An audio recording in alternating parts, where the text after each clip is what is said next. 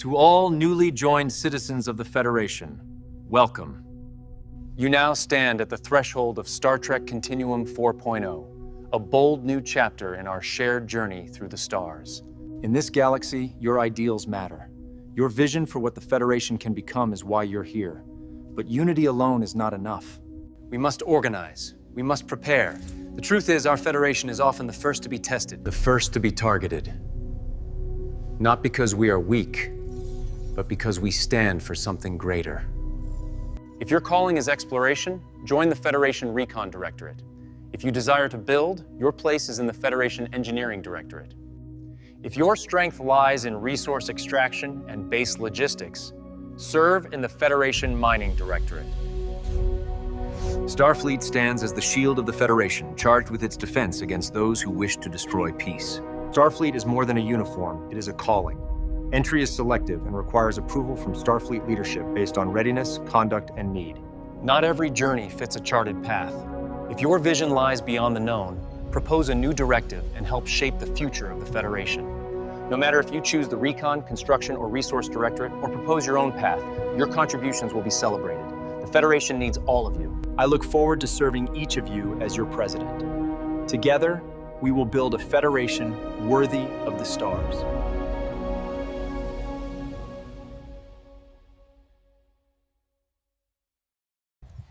What can I say, Doc? The chicks love me on Risa. Best shore leave ever.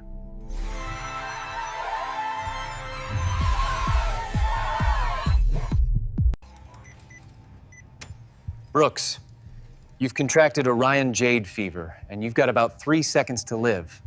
If this is how I go out, I regret nothing. Risa claims another one.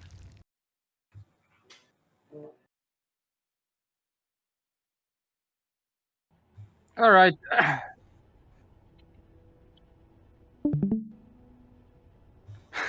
Welcome to Earth. Like Treh said, there are ways of finding grids in Space Engineers.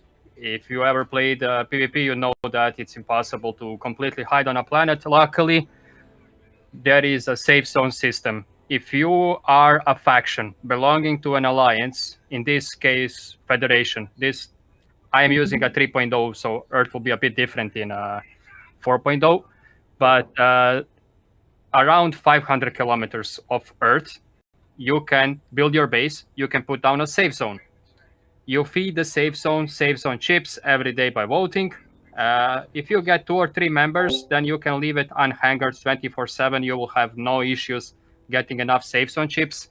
So as soon as those safe zones are up, don't worry, like, people will not destroy all of your progress as long as you kind of follow those simple rules of focusing on getting the safe zone up.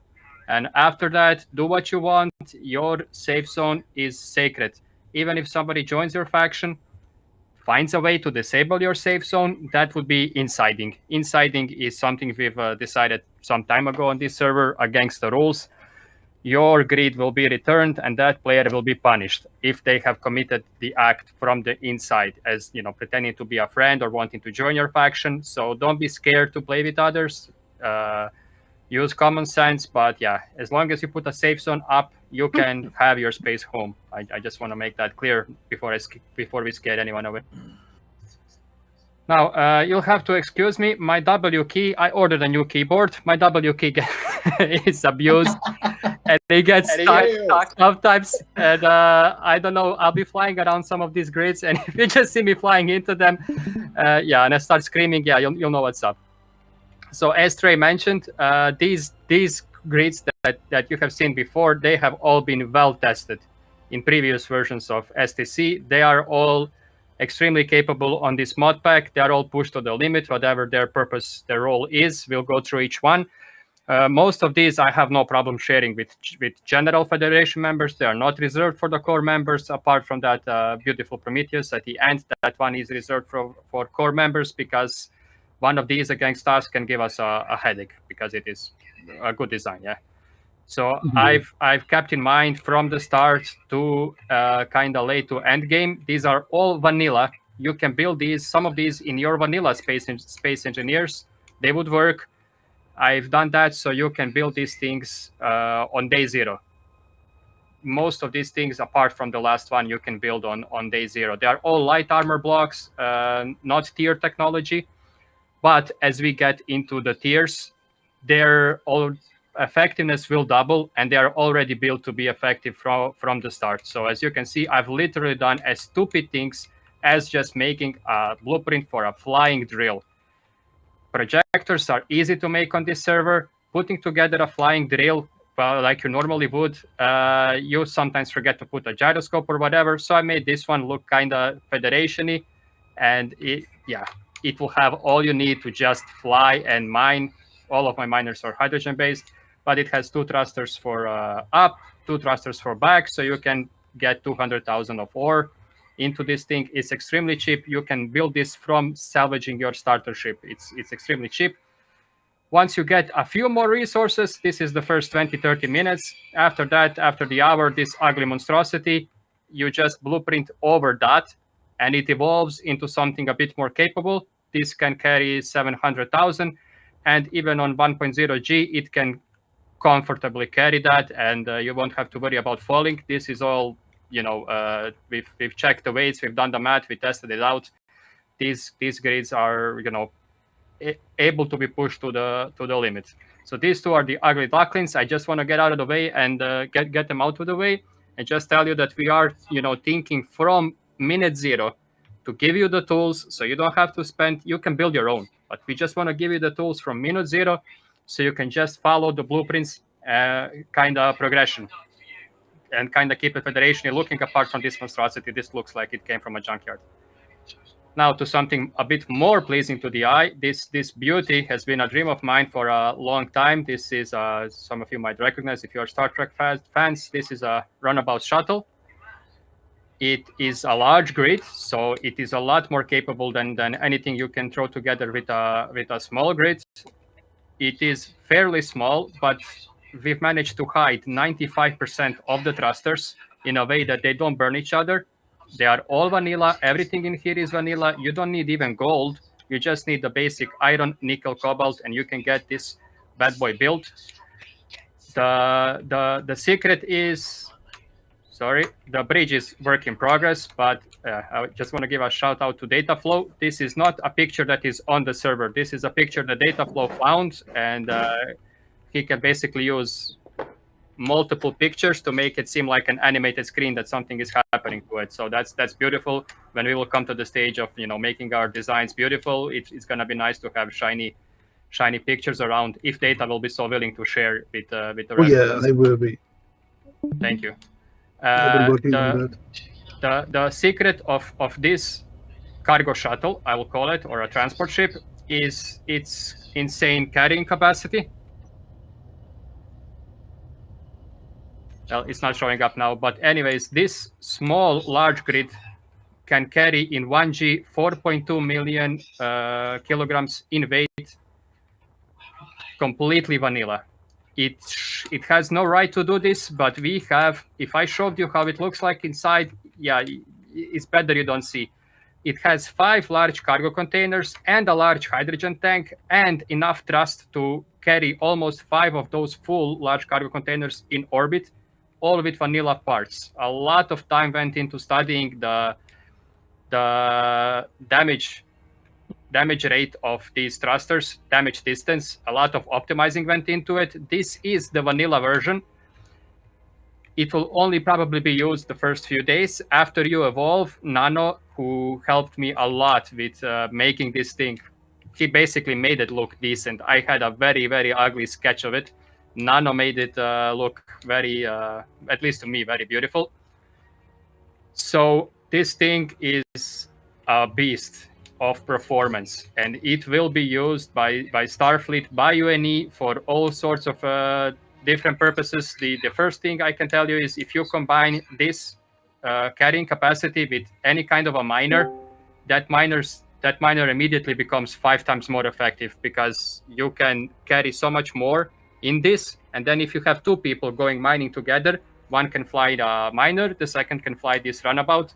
which can be customized to your heart's content. But this is just a vanilla version that we try to make as cheap as possible, as good as possible. Moving on to the miners, in this server, 16 drills are the limit. Keeping that in mind and keeping the experience in mind of the ore shape. So when you're mining on the planet, the ore is shaped like a pancake usually. So this design is optimal for getting those pancakes as efficiently as possible. This, again, is also a vanilla design, completely vanilla. It has been made to be able to mine and carry 2 full large cargo containers on 1G surface. And again, completely vanilla, just need some iron and cobalt and nickel, yeah? So this has been a very, very proud grid for me, because Nano put in some effort to kind of break out. It's hard to make something, very efficient and meta, and at the same time give it some shape. We've tried with this to give it a bit of a Federation-y look. And, you don't see drills in Star Trek, really. But this is kind of what we would feel like if we had to, do our best to kind of make it look Federation-y, but keep it as optimal as possible. This miner is the first stage of that. It can be modified. This one is modified to be a warp miner. So it can be only a planetary miner, then it's not as heavy, but this one is a interplanetary miner, so you can go to a different system, mine stuff there, and fly yourself home. It has plenty of hydrogen, 2 large cargo tanks, large hydro tank. This miner will be shared, and trust me, it will save you a lot of time trying to find the best design. Moving on from that, Reminiscent of mine and nanos. This miner. Oh yeah. Very reminiscent of the one we came up with. Yeah, it is. And I still have a copy of that. Yeah, well, Nice. look, this arrangement is kind of, it has to be like that. But yeah, Nano helped with this also. Nano helped with both of these grids, so you can see Nano inside of it. Yeah. So this bad boy I will share. I know that many of you don't like the looks of it and criticize the looks of it, but our president, Agent Treh, managed to catch up to tier 5 in a worse copy of this, in a grid that wasn't as protected and as capable as this. So this one is for starting NPC hunting. It is completely light armor, so you will not be chasing the Bohr cubes around. You will be shitting your pants and running if you see one while you're flying this ship. Again, this one is completely vanilla. Well, I think this version has a little bit of tier 1 tech in a form of deflector array.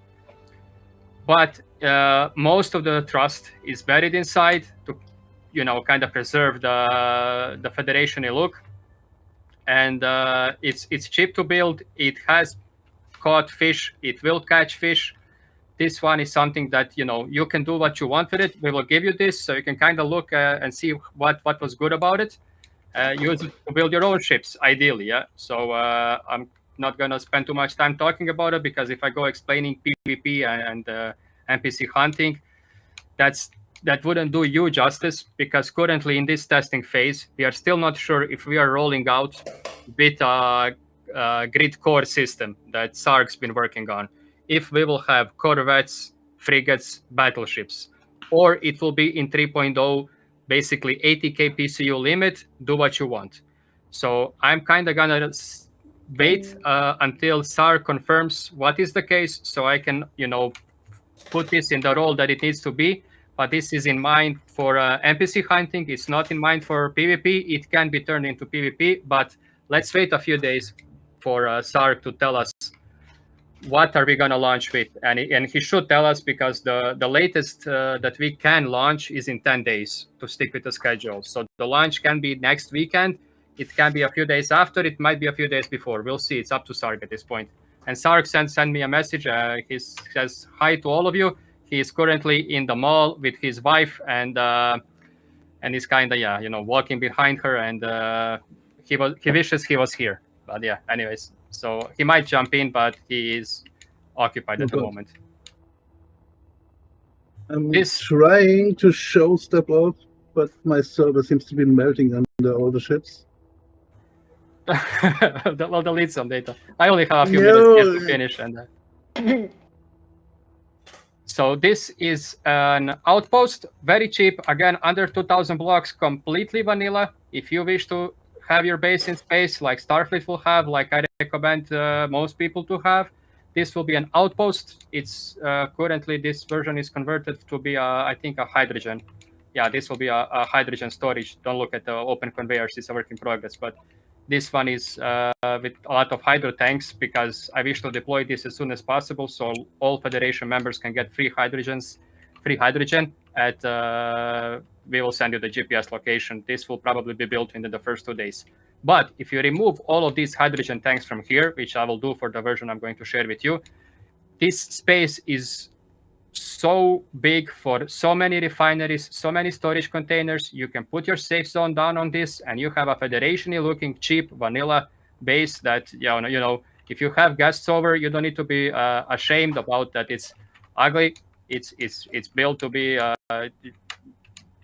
functional. It doesn't have a huge interior, but yeah, this is by Zio, I think, originally, and it was modified by us heavily throughout the years. This is kind of the smallest. My W key is acting up, so okay, stop.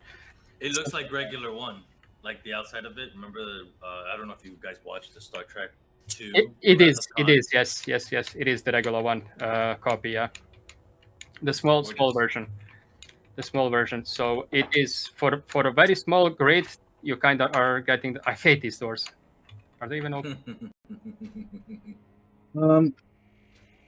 So for a very small grid, this will give you plenty of space to get started. And this is, I don't know how nerdy you are into Star Trek lore, but this was the ship that carried 7 of 9 to be assimilated. This is the Raven type. I think it's Eri class or something like that. Basically, for me, when I look at that, I just see a bigger version of already a good runabout. So we went with that team, and vanilla, this transport ship can carry more than a vanilla ship should. In theory, I think if you copy and paste this into a vanilla server, a good chunk of these blocks, it would certainly be functional, but a good chunk, apart from the glowing light blocks, would transfer. So this is also vanilla, also cheap to construct. It is made of trust. This thing can lift up to 14 million of weight on its own in vanilla. So as we go tiered, you can double. This thing can come close to like 70, 80 million at tier 3. It's my favorite transport ship. I love it. I put my miner on top of it, and I fly down to Earth. I land this ship. I go around mining with my miner, and the miner is huge. It wouldn't be bad even if you just use the miner and then transfer back to your base. But I use this to keep me mining for an hour without stop. It's amazing. It's I like the little lights. I hadn't seen those. Oh yeah. That's data flow right there. He built a landing strip for your miner that you can land on the top. Yeah, data likes shiny lights. Yes. Okay. We gentlemen. Hang on, data. I got one more. Yeah. Okay. Sure. Go ahead. The last one, also in collaboration with Starfleet. This wasn't originally from early days of, I don't think, 2.0 or 3.0. This design was built by Starfleet, by a member that's no longer with the Starfleet. It has been heavily modified by UNE and used for PvE and then later for PvP. This hull always has been reliable for anything you throw at it. This ship can fight the best ships on the server and not embarrass itself. That's a guarantee. It can hold its own. It is tested in multiple. It has never been destroyed. It has been heavily damaged, but it's never been completely destroyed. And let's try to keep it that way. We gave it a beautiful new look. It's never been destroyed, data. It's true. I mean, no, most it's not, of it. No. Most of it came back. Yeah. Most of it came back. It is slightly cursed. Let's say that way. You know. Yeah, I think I had the best one in the original version that came back with like 20% of the ship and still going. it came back. Yeah, exactly. And that was the original design. This is not even the upgrade. This is the upgrade of the upgrade. So this we are calling this is obviously inspired by the Prometheus class from Star Trek, but we call this it does not. Well, unless you get shot at a lot. This is the Soul class, the working name, because we called it the Soul because we only had enough space to put in 3 letters. So. And it kind of does represent the Sol system, United Earth, and its origins. Nanobomb, the Admiral of Starfleet, Fleet Admiral of Starfleet, he did a lovely job. Same with Runabout and the Miner. He did a lovely job with this, making it look powerful and beautiful, but yet very, very meta. So this ship will be given to core members, not at launch, but as we kind of see who enjoys this kind of gameplay, because again, this ship, if lost, they can kind of see some of our secrets. It is years of work. I forgot to paint this one thruster. It's years of work in optimization to get it to where it is. So we're kind of gonna keep this a bit closer. So every one of these that you see in the next few days as I finish my exams will go up in the workshop to help you fulfill whatever role you decide to do, whether it be mining, exploration, more mining, hunting NPCs, having a trade station, or just having a base, transporting a lot of shite. We got you covered. Whatever you want to do, we try to make. These are only a few of the designs, but the point of this is to show you the few that we are trying to cover. Anything that can be thrown at us in 4.0 from the start, to have those blueprints ready to be modified. And I just like to say that. Oh shit! I wanted to say something, but I forgot. Maybe data. We can all switch to data screen now, and then if I remember, I'll talk some more later. But yeah, so thank you guys for watching. This will all be in the next 72 hours, ready for you. That's a sexy ship. Yeah, I just need 5. It's gonna be quick since my graphics got.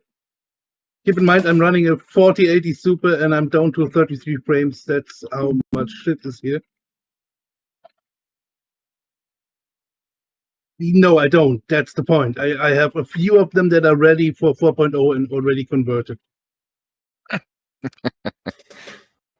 Which is the Shax class, which is my standard Andorian battleship.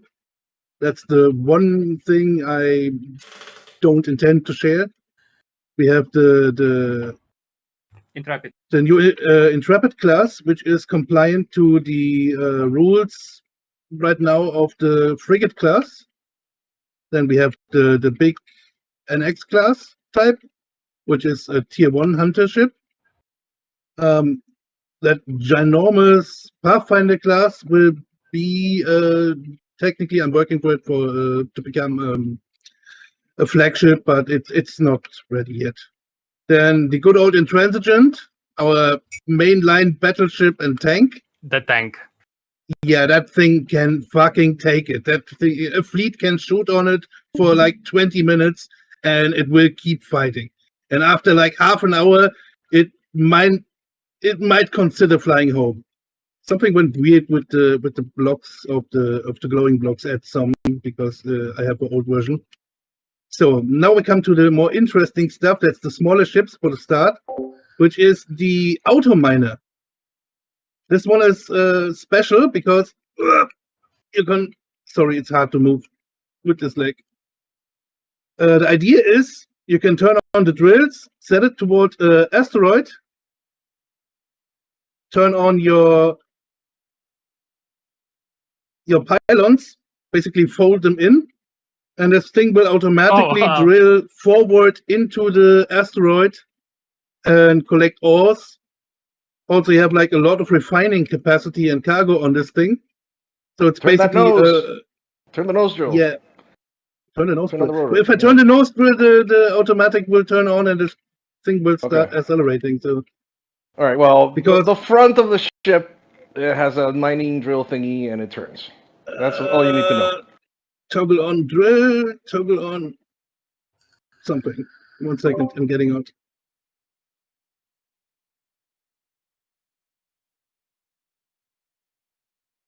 So this thing is basically a Starfleet ship that can eat asteroids, and automatically, every time the drill completes half a rotation, these tiny thrusters here give it a little push forward to eat the next layer of the asteroid. So it's really cool for AFK mining, basically. And we have Bear in mind, you are tempting Clang. Yeah. You will face Clang at your own risk, but since it's a single rotor and there's not a lot of action, we think that Clang might smile upon you and not visit. Rebelling on a little scout ship from the Vulcans. The most interesting things are these two here, which is the big ass cargo ship. This is basically filled with cargo capacity, and this is the Andorian version filled with fuel tanks. So these will be our fuel tankers, basically. And all of them are vanilla. We have a big factory and combat ship, which we're not sure yet if we can use them. What am I missing? The little combat and attack ships. I'm not sure why they are running away from me. Show them the AI ships. Yeah, that's what I'm trying to do. It's like the Raven class modified to be fully automatic AI. So basically all you have to do with these is when you go mining, you maglock this thing to your ship, to your miner on the connector. You turn on the button that says arm drone. And the second you disconnect it, it will become very protective of whatever it was disconnected from. So you have like someone watching your back while you're mining, and it will automatically engage and fight enemies. And then we have the Andorian fighter, which is like a really heavily armored and weaponized max tier fighter. It is fast, armed to the absolute teeth, and it's tier 3 for the hunter ship. So you can actually, it's intended to be a corvette later, but it isn't yet, because we don't know what Zark is going to do with the rules. If he does that core system, I hope he does it better than the Star Wars one. Okay, so if I may, this one is for instance, give me two more. This one is made to be a corvette. It has like the 6 phasers and is heavily armored. It is frigate, taking advantage of all the decoys in the sides of these saucer, which is basically pure armor and decoys, and the front also, and only titanium in the front area and the side area, which makes it able to take a shitload of damage, even though it's a pretty light and fast ship. And then the big one is the ginormous freaking station, which has like a ring around it, which will be connected later. And this one, I loaded the wrong ring module, is filled with refineries normally. So you can have like the refineries of 4 people on the ring and 1 set of refineries on the main station.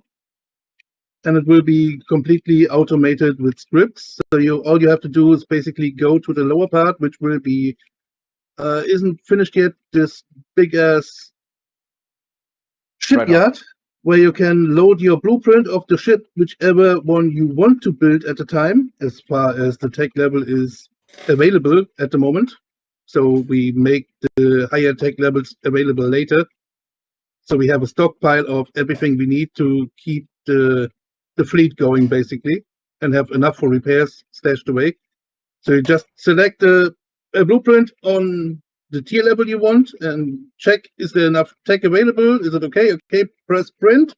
And half an hour later, you can pick up your ready-made, fully equipped and set up cargo combat ship to fight the enemies of the Federation. And that's basically all I had for now. Very beautiful. I'm working on way more, but it's all not yet ready. And also, I think my PC is melting, so I'm turning this off now. All right, if I may have about 2 minutes, I think I should be done by then. I'm going to address a few topics right now. Let me just discuss quickly the server layout right now. Now, our whole system should be Earth Luna. We think that it might include Bajor, and the other planet is Risa. We're not 100% sure. However, our layout is going to be as follows. Starfleet data is going to have a primary refining facility, that beautiful station, that yellow one. It's going to be in orbit in a safe zone around Earth, and it's going to be available, somewhat accessible to people, and it's going to have a separate, oh my god, you can access our stuff from here on maybe a separate grid for transfer purposes. Possibly outside the safe zone, so if anybody is not whitelisted, they can come and pick up stuff. Second of depot all, station. there is going to be a presence on the planet, which is also going to be safe zone, and that is going to be UNE, United Earth, and Tom is, I believe, going to be the owner of the base. Nano, and Starfleet in general are very much in the belief that people own certain things, and they should do the admin purposes, and just have your own base. And then if you're missing something, if you have access to something, we can trade it, we can carry it, but the responsibility for keeping your stuff together and keeping it off your hanger, making sure that it works, it will be yours. Having said that, since we have those two already assigned, Nano will probably make a forward operating base in the moon, because the moon has certain resources that, while the nuggets are small, be aware, moon nuggets are small, there's also stuff that is not present on Earth. Okay, so that's why I might, deploy some sort of planetary or low orbital station for mining purposes and refining purposes in the moon. Having said that, I'm looking for volunteers for both the planets Risa and for the planet Bajor, either on the planet or above the planet, whichever is your choice, to establish a Federation presence and having somebody be in charge of a particular base that could be available for somebody else. And all we would ask usually would be an accessible, close to your station grid that has a lot of storage and a lot of hydrogen, just in case people need to pick up, drop off stuff, or refuel their ship. As hydrogen is, in STC standards, has always been the preferred class, even over impulse engines. We don't know the final settings of Zarg, and Zarg has, he loves his impulse, but we found them to be very heavy and not worth it. Having said that, pretty much every station that we're going to deploy will have some sort of fueling facility nearby, and possibly any point of interest might have a fully protected fueling facility, as well as several other satellites. We shall be deploying some defenses in available locations, and you can always ask for Starfleet. Starfleet, can you send me 2 satellites? And surely Nano or somebody else from Starfleet is going to come and drop by 2 cheap satellites that are going to do some massive damage. They're going to be cheap as hell, and they're going to protect you as long as they live. So at least you got something shooting back that won't be destroyed very easily. Having said that, we don't know what the PvP situation is, but as far as we know, PvP is blank open. So anybody can come into our sector and start PvPing. However, we may, and I emphasize on may because we haven't seen it yet and haven't tested, we may get a ping to any enemy faction, non-Federation, that will come into our area, into our sector.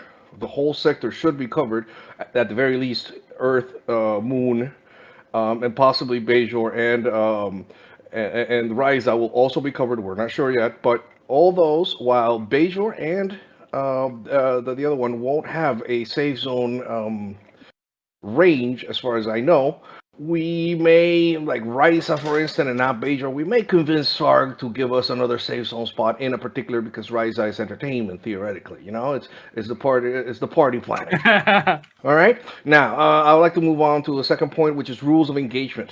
In general, in a United Federation, has always been agreed. There are several rules. First rule: don't be a dick. Second rule: please do not steal stuff from other people. We are obviously willing to help you, but other people's stuff are other people's. Please be mindful. Each faction should comply with one rule of content. We will not Stone Age newbies when they're starting the game. Aside from that, if it is a PvP territory and if somebody's out there, they are, in PvP territory, absolutely you can do whatever you want. Okay? Now, aside from that, there is war. Now, when war is declared, you may not volunteer, and you are by no means obligated to participate. However, the inciting rule applies. If you are caught giving information to the enemy about our assets or our strategy or anything like that, you're automatically kicked and possibly even banned from the server. We don't think anybody's going to do that, but we just want to make it clear so people don't, feel that they can do whatever they want all the time and then expect the protection of the Federation. There are limits to what we're willing to work with, and in general, like I said, if rule one applies, don't be a dick. I think we're going to be fine. Third of all, missions and recompenses. Throughout the server history, we're gonna have needs, and we're gonna be issuing some needs. Oh, Starfleet needs, 20 million titanium plates, and if you make a thing of 5 million titanium plates and decide that you're gonna donate that, we can always compensate you. Oh, I want the tier 1 made whatever. We can issue some sort of trading barter system, and there will be missions that will attribute you to have benefits. For instance, Sark has worked on the bonuses to say refinery yield or refinery speed, and these, as part of the core federation, we may be allowed to hand these bonuses out to people as they comply with our needs.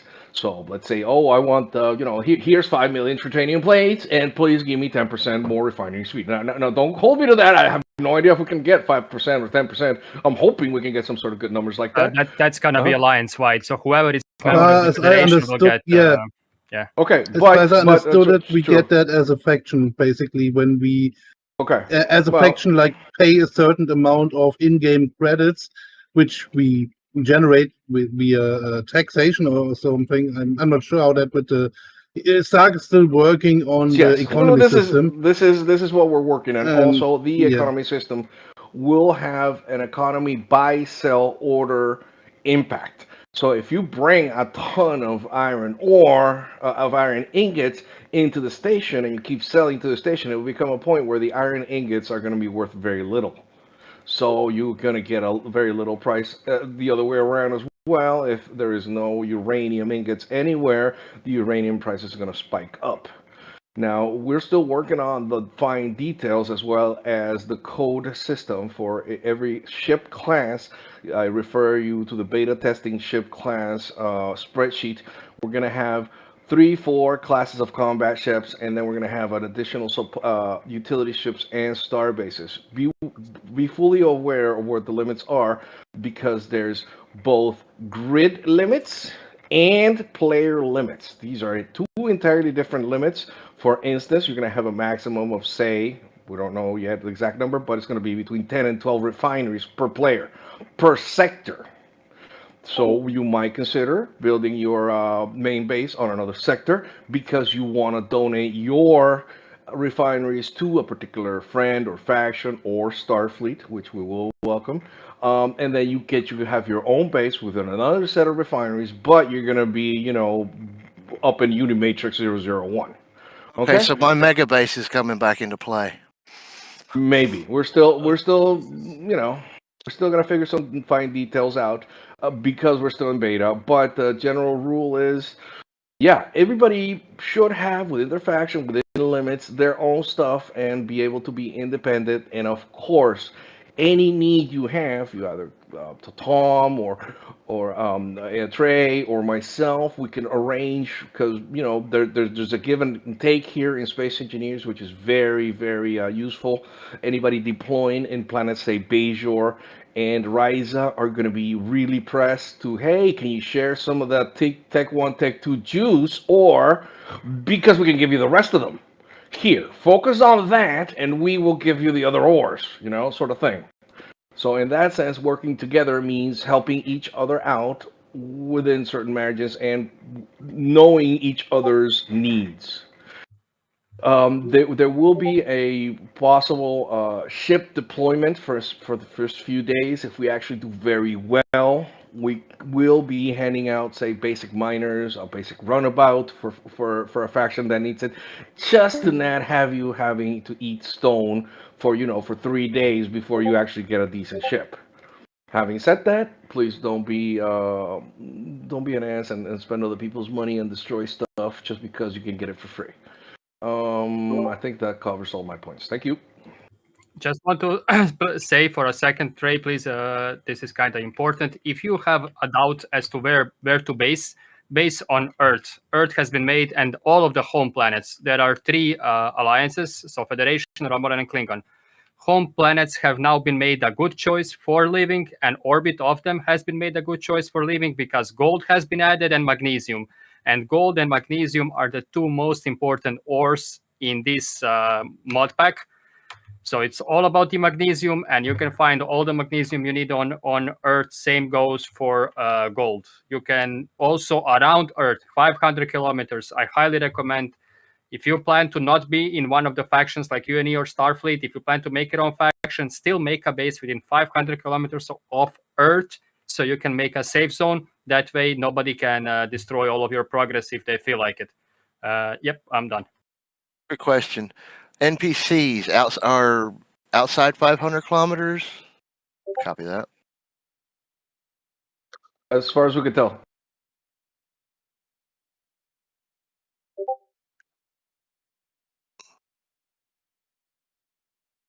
The load-in distance is 10,000, if I'm not wrong. So make sure you're basically to 10,000 from each other if you don't want stuff to be loaded in.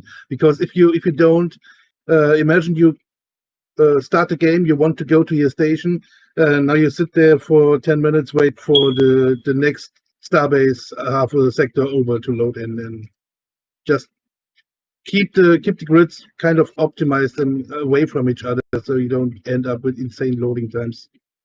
Yeah, as far as we can tell. Okay. The NPC thing around the planets, is that just Earth or is that all planets? All planets. All planets.